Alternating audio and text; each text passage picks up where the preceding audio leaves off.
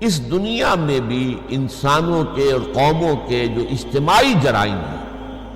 قوموں کے جرائم ہیں، ان کی سزا ملتی ہے اور ملتی رہی ہے۔ یہ جو ہے، اور اس میں ایک بات لازماً ہو جائے گی کہ یہ سزائیں جب آتی ہیں قوم کے اوپر تو اس میں پھر اچھے اور برے سب جو ہے لپیٹ میں آ جاتے ہیں۔ اس کے لیے میں نے آپ کو آیت سنائی ہے، اس کو فرمایا گیا ہے کہ وَاتَّقُوا فِتْنَةً لَا تُصِيبَنَّ الَّذِينَ ظَلَمُوا مِنْكُمْ خَاصَّةً،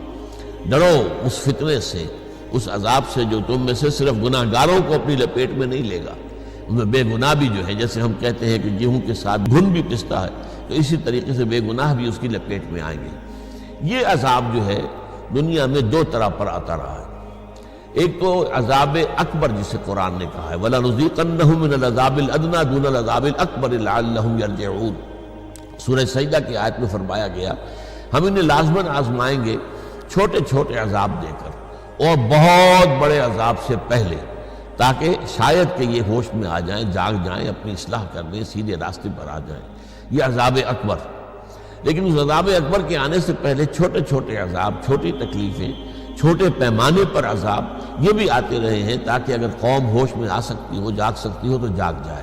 نیند کے ماتے جو ہیں وہ نیند سے بیدار ہو جائیں۔ تو یہ جو میں نے آپ کو بتایا جو عذاب آتا ہے دنیا میں، یہ آتا ہے قوموں کے اجتماعی جرائم کے اوپر، اس کے اجتماعی گناہوں کی بنیاد پر۔ اب اس میں جو پہلا میں نے بتایا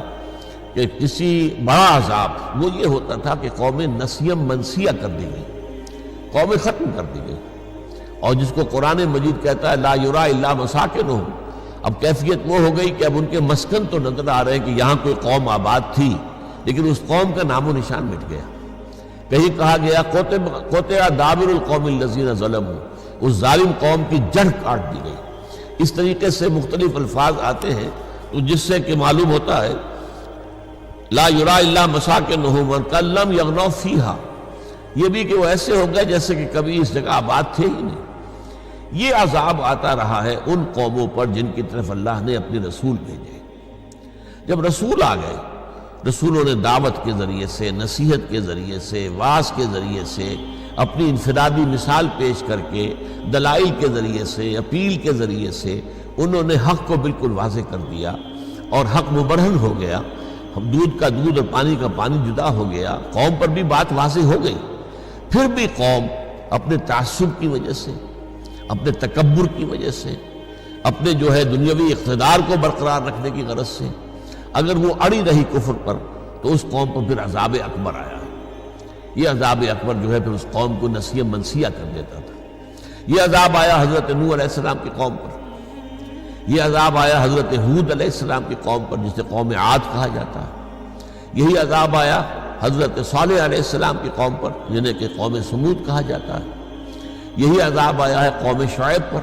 مدین، اصحاب المدین جنہیں کہا گیا ہے، یہی عذاب آیا سدوم اور عمورہ کی بستیوں پر جن کی طرف حضرت لوط علیہ السلام کو بھیجا گیا۔ تو یہ عذاب اکبر ہے، اور اس عذاب میں ظاہر بات ہے کہ جو انڈیویجولز ہیں ان کا علیحدہ حساب کتاب نہیں ہے، وہ تو پھر پوری قوم ہلاک ہوئی ہے، تباہ ہوئی ہے، برباد ہوئی ہے۔ ان میں برے بھی تھے تو بہت برے بھی تھے، کم برے بھی تھے، لیکن اس عذاب میں وہ برابر ہیں۔ وہ بہت بروں کا مزید سزا جو ہے وہ آخرت میں ہوگی، کم بروں کی کم سزا آخرت میں ہوگی، اور ہو سکتا ہے ان میں کچھ لوگ واقعی اچھے بھی ہوں، لیکن یہ کہ وہ پوری قوم کے ساتھ چونکہ شریک رہے اور انہوں نے